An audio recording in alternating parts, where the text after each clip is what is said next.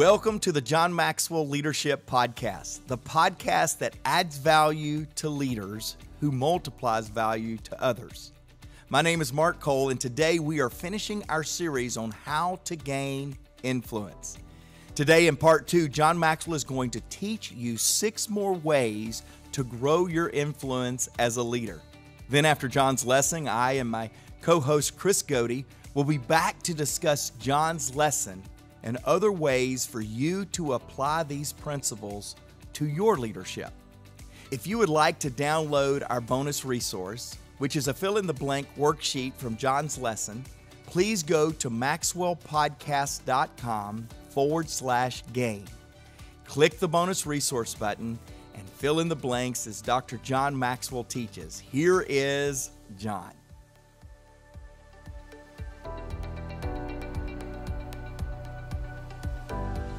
The letter U. Are you ready for that one? An influencer understands people. An influencer understands people. In the book Climbing the Executive Ladder is this paragraph. Few things will pay you bigger dividends than the time and trouble you take to understand people. Almost nothing will add more to your stature as an executive or a person. Nothing will give you a greater satisfaction or bring you more happiness. To understand the mind of a person, look at what he has already achieved, or she has. To understand the heart of a person, look at what he or she has dreams of becoming. So those are the 2 things. To search their mind, look at what they're achieving. To search their heart, look what they're dreaming about. Norman Wright, who's a wonderful friend of mine, says that there are 2 basic reasons why relationships fail. Number 1 is fear, which causes us to erect barriers. And number 2 is selfishness, which causes us to obviously focus on ourselves instead of others. And if either one of those are there, understanding cannot materialize. 3 vital qualities that enable us to develop lasting understanding relationships. Number 1 is genuineness. Enables us to be ourselves without a facade. Number 2 is non-possessive love. It enables us to accept a person as they are. Number 3 is empathy, which enables us to feel with that other person. So true, isn't it? Number 6, an influencer. Let me say something about the first 5 first, before I go to 6. The first 5, integrity with people, nurturing people, faith in people, listening to people, and understanding people. The first 5 deals with your attitude. Go to the bank on this. All 5 of these things are certainly attainable and achievable, and they're basically attitude. They're seeds of attitude. The last 5 steps now I'm going to give you an influence deal with action steps. And again, you can see how this is flowing. You can see how this is building. It starts with integrity, then nurturing, then faith, then listening, then understanding. Number 6, an influencer, letter E, enlarges people. In other words, the great influencers, people become bigger because of them. In fact, one of the greatest ways to attest your ability as a leader is to look around the people that have been around you and ask a very simple question: are they growing? Are they a bigger person today, or are they a smaller person today? Now, very simple. The question is, how do you grow an organization? It's very simple. You grow people. How many times have I said that? You grow people. Once you grow people, you grow an organization. But how do you grow people? You grow yourself.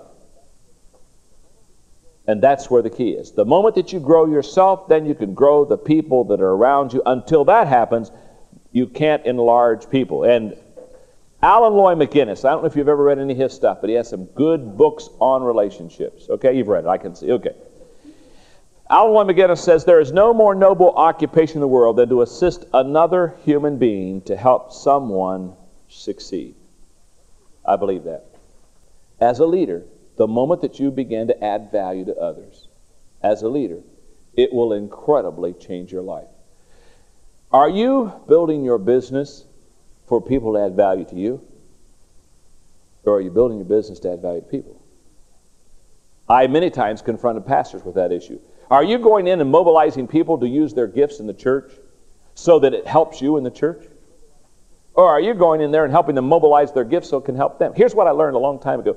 If you do it to help you, it'll be short-lived. Because sooner or later, people will understand what your motivation is, and they'll give up on you.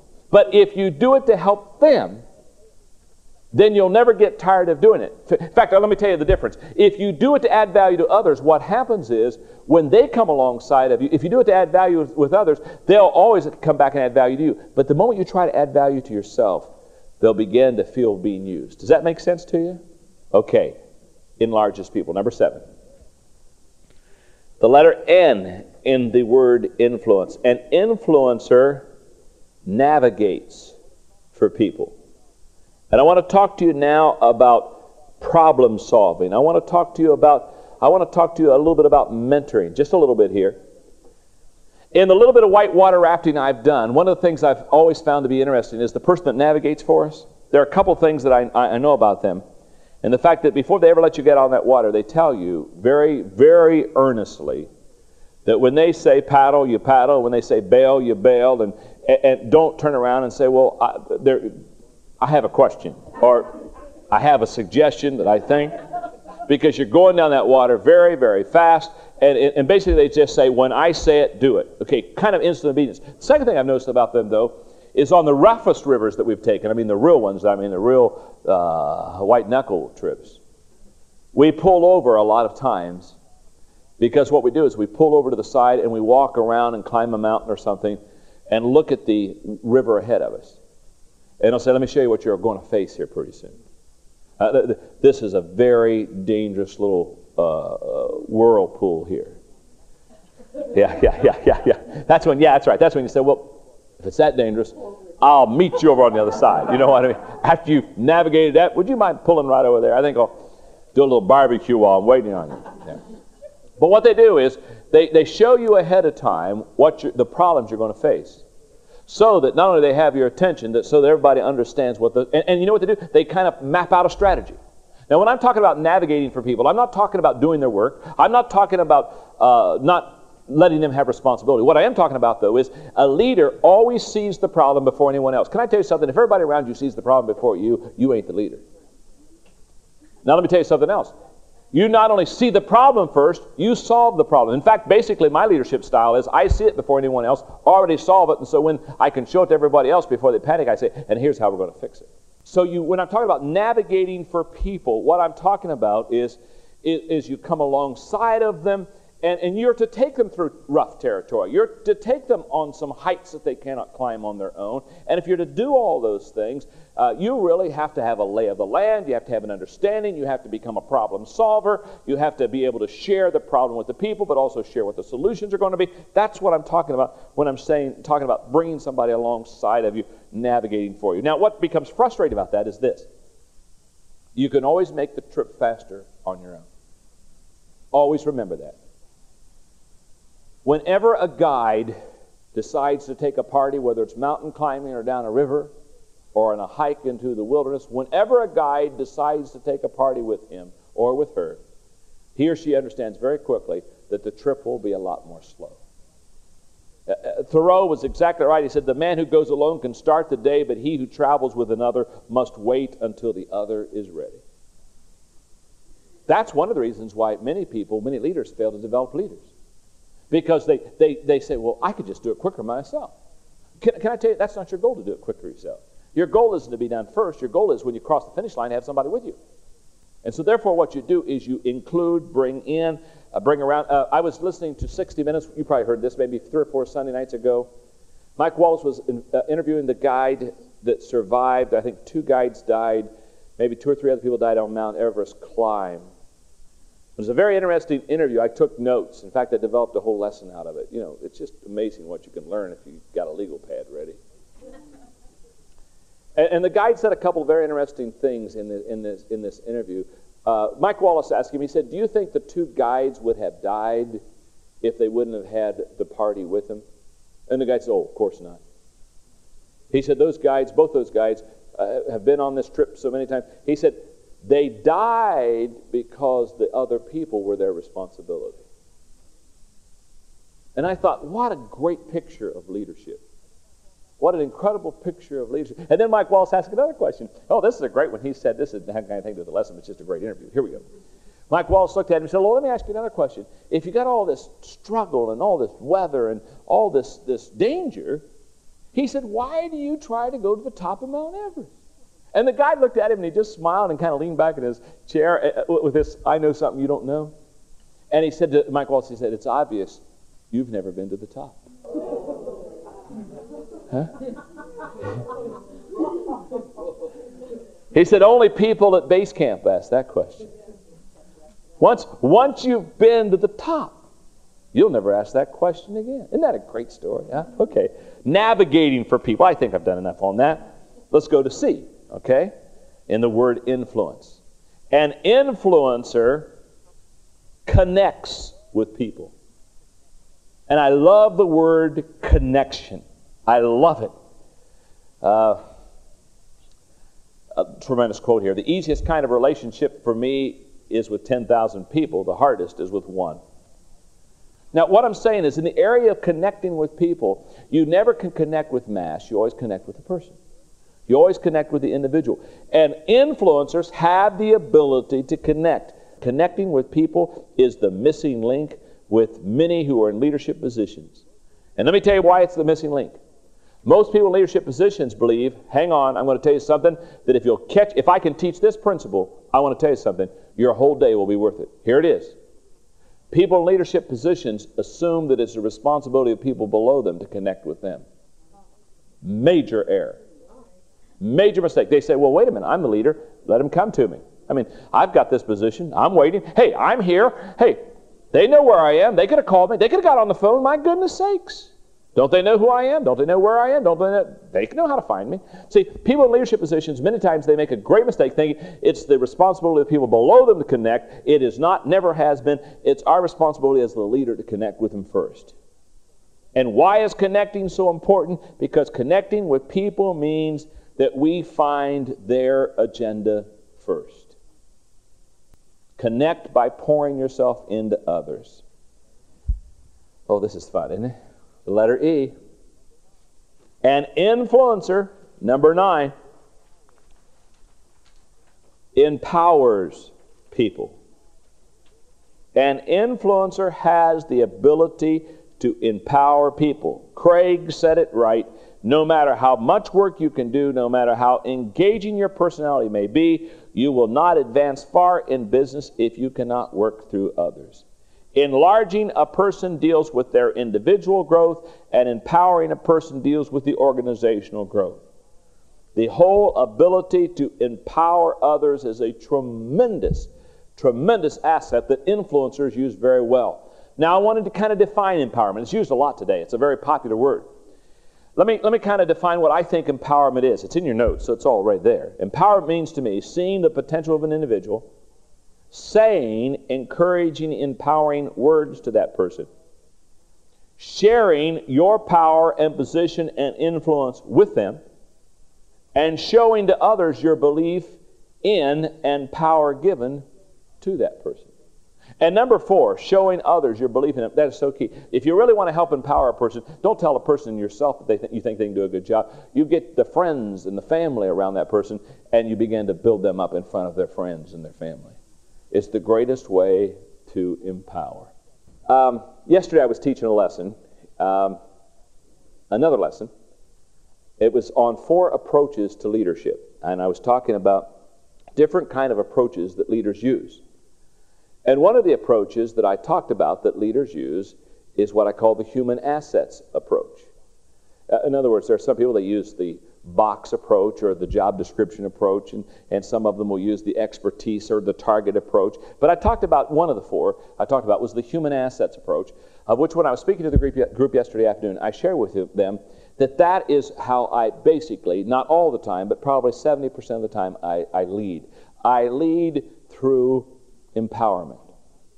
I lead through a high belief in people, which allows me to emotionally connect with them, which allows me to share glory with them. In fact, one of my most fun things doing anymore is going to meetings with Enjoy and sitting at a table and watching 90% of the people in that room take the ball and run with it, and I just sit there and kind of rah, and that's great, and that's wonderful, and boy, I'm glad we're doing that, and that's exciting.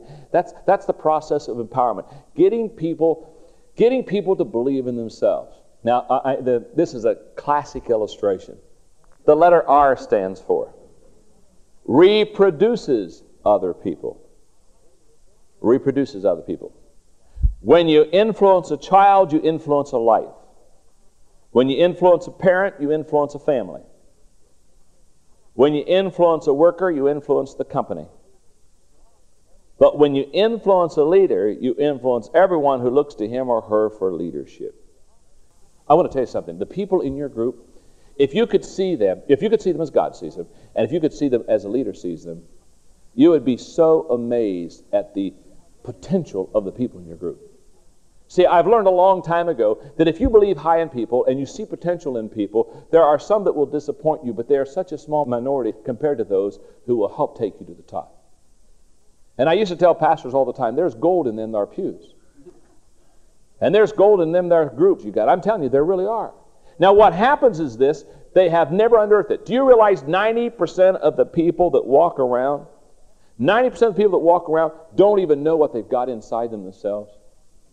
In other words, here's what you got to understand about a leader. And I'm going to talk to you about this just for a second, then I'm going to close this baby out. Here's what I believe. As you walk through the crowd and you walk slowly through the lives of people, you've got to see them, but you've got to see beyond them. You've got to see what they are and what they can contribute and what value they really have. Now, here's what I believe. I believe as you walk with people, your agenda should never be just to see the person. You ought to see the person that they influence. You ought to hear their thinking and listen to them, how they talk, what their heart is, what their dreams are. You need to find the key to every person in your group's life. If I could sit down with you today and I'd say, let's talk about the people in your group. And in seeing that person, I'd say, tell me, what's the key to their life? What's the key to their life? What's the key to their life? What's their dream? What makes them tick? What's their greatest joy? What's their greatest sickness? What's their greatest sorrow? You see, these are things that you ought to know as a leader, because these are the things of which every bit of their work hinges on. And so as you walk through the crowd, you've got to see them. The greatest thing that ever happens to a leader is when you discover for someone else. I did this lesson in Salt Lake City the other day. I did a lesson called Lifting People to the Highest Level. And in that lesson on lifting people to the highest level, I said every person has within them a seed of greatness. The issue is not do they have the seed, the issue is who's going to discover it, because the one who discovers it, fertilizes it, plants it, and waters it, is the one that sees the blossoming coming forth and is the one that will receive the credit for it. What turns us? When a baby is born in a hospital, we press our nose against that plate glass window and we ooh and ah, that baby's red, wrinkly, bald-headed, and toothless. And we say, it looks just like Uncle Harry, and we say, poor old Uncle Harry, you know what I mean? Now, why are we so excited? We're so excited because that baby represents a dream. But in the process of that baby growing up, by the time they get junior high age, we're ready to trade them in. Or just give them away. Now what happens? I'll tell you what happens. We see all their faults, we see all their weaknesses, we see all the problems that come along with people. Because can I tell you something? The greatest joy you'll ever have in life is people. The greatest sorrow you ever have in life is people. The greatest potential that you ever have in life is people. The greatest problems that you'll ever have in life is people. The greatest asset that you'll ever have in your organization is people. The greatest liability that you'll ever have in life is people. Now, what makes the difference between a guy or a gal that can take a group of people and build them up and all of a sudden build a great business, and a person that just has people over there and they just never quite make it? It's very simple. The ones who knows how to build them up, they can find the seed of greatness within that person. And they help that person discover it for themselves, and then they fertilize it and water it and watch it grow. That's your only job. Don't worry about, is anybody following me? Ask yourself, am I connecting with these people? And am I finding that seed of greatness? And am I playing them to their strength? You always play to people's strengths. You always discover their seeds of greatness. And therefore, you begin to reproduce in their life. All influencers reproduce.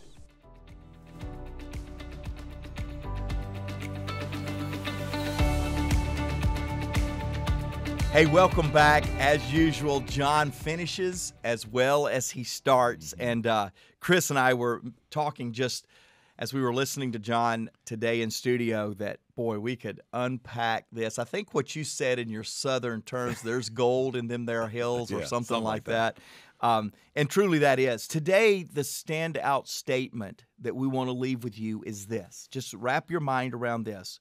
Great leaders produce great leaders. That's what influence is all about, Chris. Yeah. And that's what we're attempting to do. That's what John has taught us. And here we are, man. I'm glad to be in the studio with you. I am glad to be back. This is just an incredible topic for us to talk about. Remember, we define leaders or leadership as influence. And so we talk about this leadership word, and we don't want you guys to think it's one or the other. It's both. And it's whether you're leading a team, leading family at home or in your community, or maybe you're just an individual contributor. This is important stuff, and we're excited to dive in. Now, before I get to you, a couple of things I was thinking about. John initially talks about the understanding. As an influencer, you got to understand people. We often teach in our organization that you've got to know how they're wired. We've all taken personality assessments. You got to understand their learned behaviors that come both from external, from our home, from previous job, but also internally, what their learned behaviors are. And then something that's very important to us is you got to know what their personal values are, not the organizational values, but you want to begin to understand people and to begin to understand their perspective. I want to encourage you to make sure that you're thinking about what that looks like in every single person, because that is a little bit different. The other thing I want to just encourage you is John talks about being genuine when you want to connect with people. So many of us aren't authentic when it comes to connecting with our team and our people and even our family at times. And we really want to encourage you to be authentic, because it is a trust accelerator. And when they trust you and they will connect with you, you'll understand them a little bit better. So that was kind of the first point. Those are some of my takeaways from there. Well, it goes back to that whole people want you to really be authentic. That goes back to point number one last week, integrity. Yeah, that's right. And that's how John started it, Chris, and it was such a strong point that he made last week that it bears repeating today. Get that integrity. That's good. A huge part of your leadership, of your influence. That's right. Based off that motive, I love it. Now, I want to bring up something real quick, especially for those that are joining us via YouTube, and if you're listening remotely while you're working out, driving, whatever you might do, I want you to go back and check out our YouTube version, because this is something you had our team do. And it leads right into when we talk about influencing people, and you know what this is. This is our one plan card. Oftentimes he'll quiz us on some of these answers. One of our team members, Chad Johnson's always holding this up on our Team Tuesdays, which we just inform our team. But John talks about if you're going to be an influencer, you got to enlarge people, and there's got to be growth. We've got to grow people. And I just want to bring to your attention, one of our values, and we talk about it a ton, is growth. It's the second one on here. And Mark, often you will say, hey, I don't care if it is from a financial standpoint, if it's one penny. That's right. I don't care if it's from a communicator standpoint, you communicate one word better. Like, you just want to see that growth. And when that just enlarges everybody's mindset, also helps from influence. Just talk about the importance of you just quickly. Just for you, it's just about incremental growth. It is. You know, I don't believe there is a finish line. Our friend Simon Sinek wrote a book, The Infinite Game. We believe the infinite game applies to personal growth, business growth. I mean, we've got to always be stretching ourselves. I believe last year's mistakes or accomplishments all is the ground floor to this year's progress, to the movement that we expect this year. So there's just this innate passion for growth. In fact, Chris, right now, right in the middle of this podcast, we're managing cash more than we have in the last 14 years. I've been John's CEO for 12. 15 years ago, it was just like very much a cash management situation. We're a for-profit business, but here's what precipitated where we are today. And let me just remind you, as we now go back upstairs after this and go figure out how to manage some cash. Last year, we're a for-profit business. Last year, I wanted to return more to our investors in distribution than we did the year before. Good. I'm making a statement. Our future is bigger, better, and brighter, and we're investing literally hundreds of thousands of dollars into our future. Infrastructure, technology, integrated systems, People, we are betting on the future. But I don't want to bet on the future at the expense of growth. And so I looked at our team, I looked at all of our finance team, and I said, hey, we're going to continue investing. We're going to bet on a strong 2022, but let's take care of 2021 business. What is take care of 2021 business? A growth accelerator to disbursements, to distributions, to stockholders. Now, that's super important to us at the expense of me and you going and having some difficult meetings in a little while. So I want to just challenge all of us. How much does growth mean to you? We love growth around here. Yeah. We use this. You use this with your clients. Are you betting on your people? Yeah. You say our most important asset is your people. Well, what are you investing in them? Yeah. Well, we bet on growth. Yeah, we sure did. We demonstrate growth. We're passionate about it because it shows up on that card, yes, but because it's deep in here, we want to be about growth personally, corporately, and community. What I love about that, is it's a lot of times people think about growth as just their personal growth. Yeah. You just gave us an example. It's across the board, and everything that we do, we are looking to grow. The other thing I was thinking about is we probably have a lot of listeners out there that go, oh, man, it's not just us managing cash. So I think we probably helped a lot of people out right there with that. Yes, hey, we didn't help them. We just helped them realize they're out in the raft by themselves. Yeah, that's right. I also tell people all the time, we work for the #1 leadership expert in the world. We have an incredible culture. We got people problems too, right? Right. And so we're in this boat together with you guys. So let's jump to this next one. I want to talk a little bit about this because John says, hey, to increase your influence, really, you've got to navigate for people. And when you think of the law of navigation, oftentimes as leaders, we go, okay, here we go. I'm going to tell you where we're going and how we're going to get there. That's not really what we're talking about here. Give us a little bit from your perspective, the importance of this on increasing your influence. Well, and again, don't forget the context here. We're talking about influence and growing our ability to connect with others and help them get where they want to go.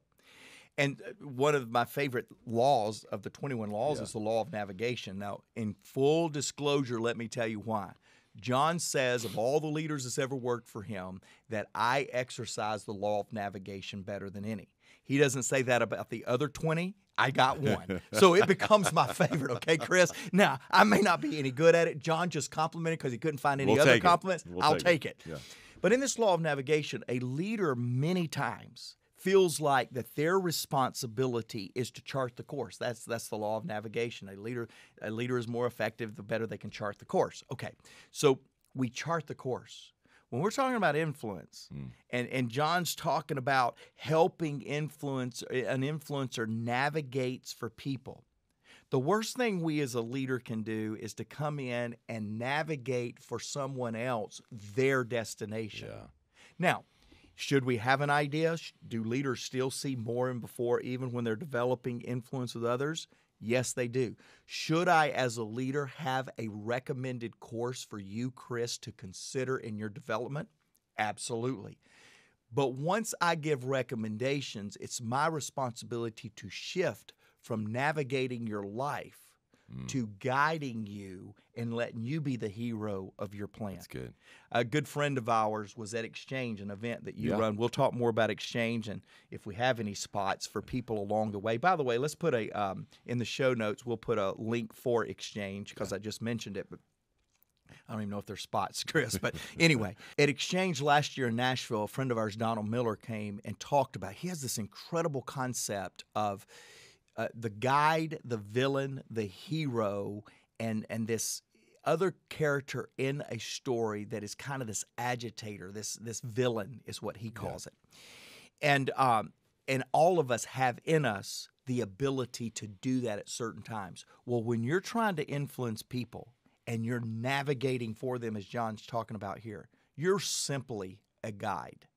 You're not a mandate. You're not a dictator. You are a guide to help them get there. And again, I want to make that distinction because so many times we as leaders, we have this concept. We've got to know the way, go the way, show the way, and tell everybody else why they should go our way. That's right. And yet when we're trying to grow and influence people, we become overbearing and ineffective when we try to tell people what they should do with their life. One of mine and your very, very good friends, he deserves a shout out. He gave me an opportunity to work for John Maxwell 21 years ago, David Hoyt. And he says this all the time, and I love it when he calls me. He said, hey, Mark, I got to tell you, God loves you, and I have a wonderful plan for your life. In that order. In that order. And, well, it's not always that order. Sometimes it's, I have a wonderful plan for your life. By the way, God loves you to get there. That's right. As a leader, we can't do that when we're trying to grow influence with people. Yeah. We've got to love them and suggest and tweak and recommend, but yet just stay in that guide perspective, in that guide persona. What I love about that is, John kind of wrapped up the session talking about, man, we have to see beyond the people as they are. And I think oftentimes as leaders, we can see and believe in people far greater than they can themselves. And we know where they can go. And so how do we help guide them and understand that and bring that out? Right. Like that's we talk about several of these principles, and John wrote an incredible book, by the way, around a lot of this, Leader's Greatest Return. And he talks about the fact that we can enlarge people and empower people and reproduce and all kind of stuff. But in essence, man, we can see almost more than they can see for themselves. Now, we can't navigate, to your point, and as we think about it, leaders, we've got to help guide them, allow them to navigate to truly have the impact on them and where they're at. So, man, I absolutely love that. And that's a great perspective shift for us as leaders to remember when we think about that. All right, John goes on and he says, hey, to increase your influence, to be an influencer, man, you got to connect with people. Yeah, I love this because, John in the 5 levels of leadership talks about this permission level where, people give you the permission that they want to follow you. We use in the 5 levels of influence, he uses the word relationships, but it's not only that, it's also about connecting with them. Adversity connects, projects connect, ideas connect, questioning, all kinds of things connect. One of the things that I want to unpack a little bit here that just kind of grabbed both of us, and I'm going to give you an example that I thought of, and then I want you to share some things, real life, what you're dealing with in this in regards to leadership. John said so many times leaders think it's the responsibility of those that work, I think he used the word below them, on their team to come to them, to connect with them. Yeah. I know you said this years ago. You said, hey, leaders, you just need to understand that anybody inside our organization, I'm going to go by and I'm going to connect with them at any point in time. And I just want you to know I'm going to be talking to your people. And I'm going to be connecting with your people. And I want to know kind of where they're at and what's their agenda. What are they enjoying about it? And sure enough, to this day, you still do that. I'll see you popping in. I'm like, uh-oh, Mark's going into my team's office. Like, what's about to happen? But your whole purpose of that is, no. This team, it doesn't matter if they're on the job for 1 week or if they've been with us for 13 years. You're going to make an effort to go in and connect with them. And I love that you model that. That was the first thing that came to mind. When you think about what John said there, what comes to your mind? Well, and let me say this on that point that you just made. It comes from Jack Welch's book, Management by Walking Around. Yeah. Too many people go out, especially in a company, organization as big as General Electric, and the CEO goes out into the field, and that's a big deal. Get out in the field, press flash, get out there. And some of you leaders, you do that. You press flash, you get out there. But you stay in the insulated office. You don't get out where the people are. You don't get out and sense their buy-in, sense their enthusiasm, hear their accomplishments, struggle with their struggle. Right. And so it really comes from great leaders like that, and watching John Maxwell in this idea of management by walking around. I think it's extremely important. When John talks about an influencer connects with people, I got to tell you, this is full disclosure. This is February. We're just coming off of January, brand new year. I don't believe a leader can connect with people until the leader connects with him or herself. Because we want to go out and we connect with people. Why? For an agenda. We want to see what they're doing. Even in your example with me walking around to your team, so many times I go and connect so they know I have their heart. It's for them. Yet so many times we are better leaders when we connect with people because we've already connected with ourselves. That's good. So January is always a connect with myself time. I have my year-end review. I reflect on what I did, what I didn't do well. There's a lot of what I didn't do well. So January is usually repair month. Let me repair what I didn't do well last year. Let me give you a couple of examples. I leave today at the point of recording, and I fly out to Salt Lake City before I have to be in Miami tomorrow night. You go, whoa, that's kind of a 2 different bag. Yeah. That's kind of a long trip. And I'm going out for one reason and one reason alone. I have a leader out there, one of our producers that runs one of our divisions, that she is carrying a huge load for our 2022 plan. Yeah.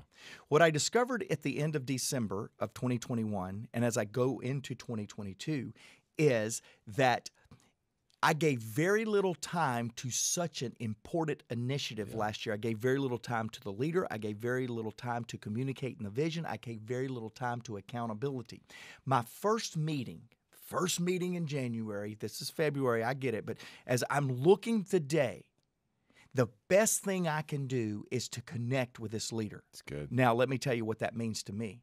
It means not getting on a Zoom call. It means not waiting until next week when I see her in Florida. It means getting my rear end on a plane and going out there to let her know I realized last year I didn't connect enough, and this year is going to be different. That's good. I didn't want her coming to me. I didn't want to wait till we were in the same city. I wanted to make an additional effort to connect. And that is a big statement to go out there in this whirlwind trip in a crazy critical time that I am to connect. Another example. Last year, I was doing my best to detach myself from the leaders because I'm trying to empower. Not detach like I'm not here for you, but detach from asking what I think. Just let you do what you're doing. You're the example of this. So, beginning of January, I have these epiphanies. We're going to cast a vision. And recently, I cast a vision that impacted you inadvertently, but I didn't know so much directly. I cast the vision, and I'm watching. You. You were on Zoom in this meeting, but I'm going, you had to leave a little early, I didn't get that affirmation in your eyes. So what did I do? I connected with you by coming to you. Yeah. And that was already on your schedule. You were going to connect with me and get clarity because we've talked a lot about find your voice. Yeah. But I went, wait, I got to connect. And I came back this morning and went, we're good. I got a couple of questions. I said, okay. At lunch, you know what I did after our leadership meeting? I asked you to lunch. Yeah. You know what you said? No. Jake, by the way, Jake Decker had a more important meeting for me than for. Yes. So you come down here and meet with Jake instead of meet Jake, you're in trouble. And so you rejected me. I get that. But then that night, before I left, I said, hey, Chris. Call me on the way home. Call me on the way home. Yep. I wanted to get that in the middle. You know why? Because an influencer connects with people, and I realized that I had lost a little connection with you on that. Was it horrible? No, but left unattended, it becomes an abyss. Yeah, it becomes a canyon. Yeah. And so you and I connected that day. We went deeper, but that was an intentionality for the leader to say, if I'm going to gain influence with Goede or the other leaders in our organization, I'm going to have to be very intentional. And what I saw this morning, going back to your first example, we were on a meeting together this morning when you said, hey, I'll see you in a little bit. I'm headed out this evening to see you. Just the smile of that individual looking at it and saying, man, I can't believe he's coming out here. So I absolutely love that because leaders, it's our responsibility to close that gap and make sure we do that. Can I say one more thing? I started that whole little deal, and we got one more little thing we want to share before we run out of time. I started that by saying this. I don't believe a leader can connect effectively with others if he or she is not connected with themselves. Correct. End of December, 1st of January is a massive intentionality on connecting with myself. The best way I knew to do this, I shared it last week. It's on my desk again. The best way to do that is to develop the leader within you. Connect with yourself. Don't develop others at the expense of not developing yourself. I'm going to challenge you. This is the second week in a row because it's that important. We're at the beginning of the year, and I'm going to challenge you. How intentional are you in developing yourself? You want to connect with others? Connect with yourself. We did this last week. You guys, a lot of you responded. We've got a digital product with this book called Developing the Leader Within You 2.0, the digital product. 10 lessons with John. It's hours of John's teaching. We're giving our podcast listeners a 20% discount. You can go to the show notes. By the way, when you click that link, it'll ask you for a code. Put in the code podcast, and we'll get you a discount. But again, going back to that, how are you intentionally connecting with yourself so you can connect with others? Well, as we wrap up today, his last point talks about reproducing other people. And it's interesting because I love how he laid it out in our show notes here where he said, influence a child, you're going to influence a life. Yeah. Influence a parent, you're going to influence a family. Influence a worker, you're going to influence a company. Influence a leader. Man, you go through this, and it's all about people. Yeah. And John says in there, he says, man, the key to life, the greatest joy is adding value to people, which is why, for those that are on YouTube, again, this is something Mark has in front of us as an enterprise every single day about the fact that our purpose is we add value to people who multiply value to others. When you think about it like that and you have that mindset, you will increase your influence. So any closing thoughts and kind of wrap up for us? Yeah, it's so interesting that this is how John ended influencing others so that. Yeah. Now, that's not interesting because John is the one that taught me the back of the room concept. What's the next step in anything that you do? A leader always is looking 2, 3, 4 moves, more steps down the road. And so that's not unusual that John would have a next step. What's unusual is the reason we work hard to influence others is so that they will influence others. Yeah, that's right. The reason that we do this, it's the significance game. Yeah. It's multiplication. It is about more than just you and I, Chris. I don't get in the studio today to just recently cross over 17 million downloads. Kudos to all of you in the studio watching on YouTube and those. We don't do this for the numbers. We do this for the moment of impact where we transfer something to someone who will then multiply it to someone else. Yeah. And so when John does this, or he ends this pursuit of influence that we've been in the last 2 weeks with a challenge that it's all about influencing so that others reproduce in themselves and in others leadership. And you know, I had this thought that I was going to challenge you, watching on YouTube, listening to the podcast audibly. I had this thought I wanted to challenge you, and I've already challenged you, develop yourself. Got that? Today's going to be the 2 challenge day. Because my real challenge to you is, who are you pouring into with the expectation of multiplication? Who are you intentionally giving time to, challenging, guiding, as our friend Donald Miller challenges us? Who are you pouring into, spending time with the expectation of multiplication? We as leaders, that's the goal. That's the goal. The goal is not climbing the corporate ladder. That's a good one, but there's an end to that. The goal is not more money. There is too much money. There is a such thing. The goal is to really utilize the influence that we have to influence someone else so that they will add value to a second generation, a third generation, a fourth generation.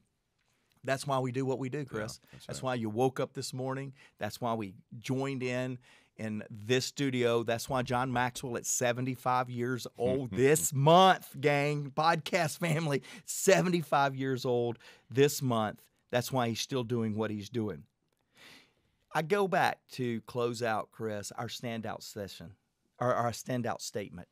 It really is this: great leaders produce great leaders. That's what they do. Look at the track record of a leader, and in that track record, are there people that are leading bigger things because that person had input in their life? I remind you of the relevant episode. You need to do an inventory on your influence. We called that episode Your Influence Inventory. It's in your show notes.